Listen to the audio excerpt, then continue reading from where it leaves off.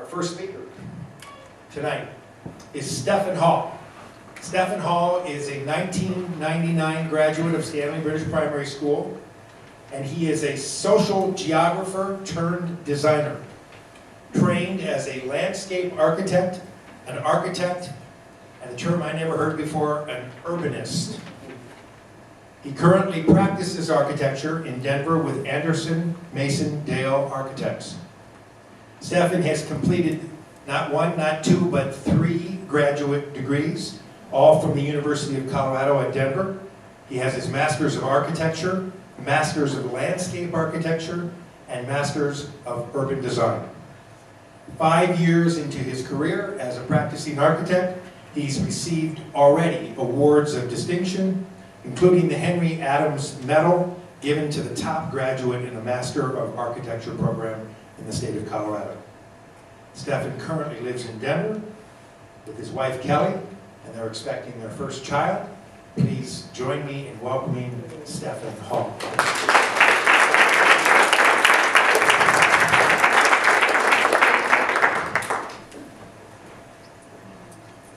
Growing up, I had dreams of a superpower. I had several superpowers I liked, but one superpower that I loved to dream about was exploring the galaxy, getting to a scale that you just can't understand, exploring the universe.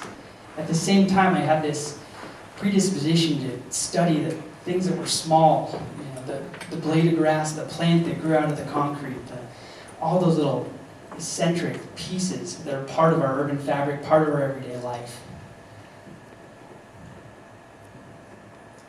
Zooming in back to Earth, you can see that galaxy from Earth. These are the experiences, the smell, the feel, the high alpine tundra. My wife and I, we had the opportunity to visit Iceland this summer, and the light quality up there, the air, the crisp air, 17 hours of daylight, the alpenglow that lasts 3 hours at night and 3 hours in the morning is fantastic, gorgeous, it grounds you. It puts you in that space. It got me closer to that superpower. Getting home, I'm sure many of you have seen this, maybe seen the best concert of your life here. I know I have. Sigur Rós, 2003, I think it was. Incredible. Anyway, again, this time-lapse photo I think captures, at least to me, and I know to many of you, this is home. We can travel, we can go far. We've all done that. Stanley alone, at least, getting to do the England trip. But to return home, and to return home to feel our own culture, our own sense of place, that's really the heart. That's what drives architecture, and that's what drives people. And I think finding that expression is key.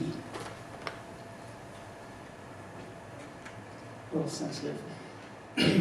These are rice paddies in China, again, zooming in.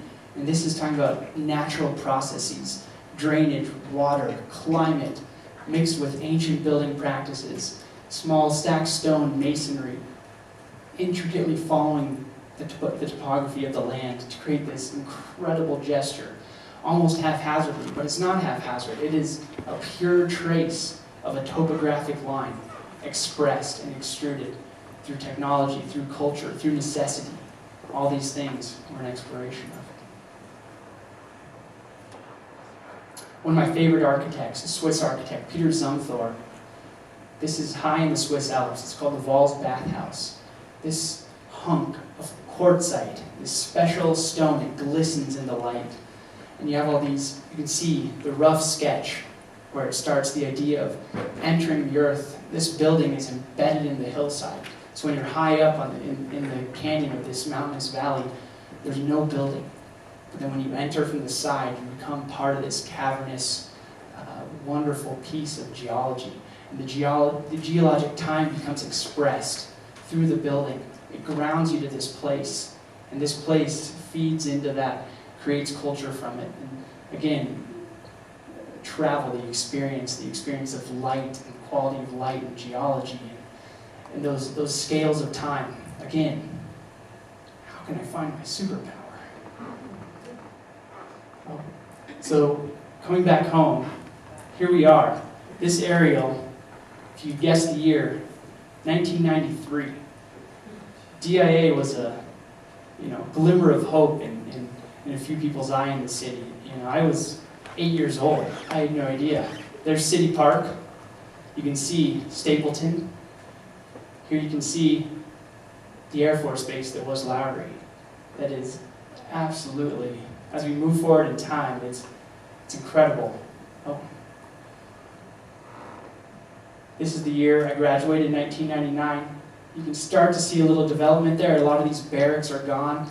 A lot of these old runways and larger elements of part of the Air Force Base are starting to go and be reconstructed. The wetland, which I spent many science classes in, love that wetland. And then today, you can start to see Lowry's homes, the shopping center, the soccer field in which I played, which is now in Albertsons. No longer there. But these are reading of maps, reading of aerials through time. This is culture. This is our city growing. And I'm sure all of you have seen this city grow. If you've been here for more than 10 years, wow, have you seen this city grow? How do we grow right? And what do architects do? So there's three things. We listen. Listening is the first piece. Collaborate, synthesize. All of these things, architecture is an expression before you put any pen to paper, before you dream up any great scheme, it has to come from the people that are going to use it. It has to come from culture, it has to come from sustainability, it has to come from all these elements that can be thrown into a building or ignored. And when they're ignored, we build poorly. So here's work that I've been a part of and done at Anderson Mason Dale. This is the Wyoming Welcome Center. This is right on the border of Colorado and Wyoming, just outside of Cheyenne as you cross the border. And again, this prairie landscape, how do you find an expression that is of the land, but different and distinct, and celebrates it? You can see here in the site plan, so the highway actually runs right along this curve. And not only there are several elements that are key to the sustainability of this building. We have photovoltaics, shading the exposure in the glass while at the same time generating energy. There's geothermal. This landmass here is buried coils of geothermal, pulling power and energy, heating the building. We have a wetland, which is manufactured and created, but it actually, an entire mile down the highway, way down here, is captured and cleaned in this wetland. So we actually are cleaning water that's off our site. We're able to do it with a chunk of land, with an expression, with understanding the prairie hydrology and all these elements that are coming into play. So you can see the expression here. We have rammed earth, which is compacted earth with cement, which then becomes a part of the earth, jutting out of the prairie, and the building itself launches out of the hillside. And that expression of being both of the prairie, this long, flat, horizontal plane, playing with the land in and of itself. Moving back close to home, here's downtown Denver, Triangle Building, a maybe normal office building. You've seen it. One of our partners calls it the sharpest building in town. So this here is right at the intersection. Here's 16th Street. Here's Union Station. So walking down 16th, you would get right to the pedestrian bridge back there. So this is what the build-out's going to look like around Union Station and the density that's going to be down there. And as you enter this building, as you're coming down 16th Street Mall, next time you're there, look left and look right through that passageway. We can be both an urban gesture, we can invite people in and create something like this. And the rendering through collaboration, through spirit, through looking toward the urban street, this becomes a reality in many hours of work. So there's the photo. Moving on, how many of you have seen this? Or it's quite the gesture. So we were in charge. We were partnered with another architect, but we were in charge of the light rail station, and we worked in close conjunction. And actually, we're the architect of record, meaning we helped get built the hotel.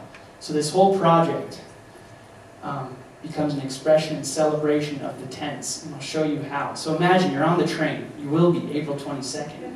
You'll be coming out and you head straight, dead center, online with the tense. And you're not at level, you're not at the drop-off level that currently comes up the bridge and drops you off there. You are the furthest level down at the airport. So you're in a bowl, and this train comes in and the beast is before you. And then you get off the platform, and the first thing you see, this is looking back down at the platform, is you enter, you take your suitcase, you're rolling, you're going up the escalator, and above the escalator, just through that gap, as you pass through a hotel lobby, and above you, a glass wall, and then you see the tents, they emerge. A celebration, a procession and arrival that is truly an expression of our culture, the tents, which have become an icon. A few more images, looking down that grand escalator, going 5 stories up. So to end it, I want to talk about how I found my superpower. And it all started with the front part of this slide. Architecture, art, and failing well. That's how I found my superpower. And through this process, we talk about this in our office all the time. Inquisitiveness. Stanley, that's right. Craft, critique, articulation, generativeness. These are all part of a continuum. And right around here, you get through all this. You draw, you sketch. The little sketch becomes a point, an idea, more discussions. Then all of a sudden, you generate, you get here, and here's my favorite part. So that's where they find out you failed. But Stanley has given me, and many people I know, the confidence to fail well. The home, the heart, when you fail, it's not a failure. If you learn from it, if you grow, if you feel safe, if you feel in a place where failure is celebrated.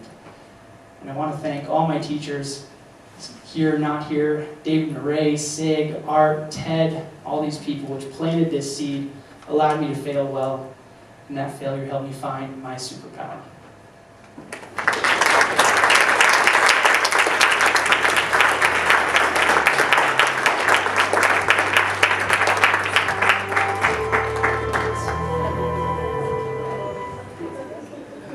Thank you, Stephan. That was great.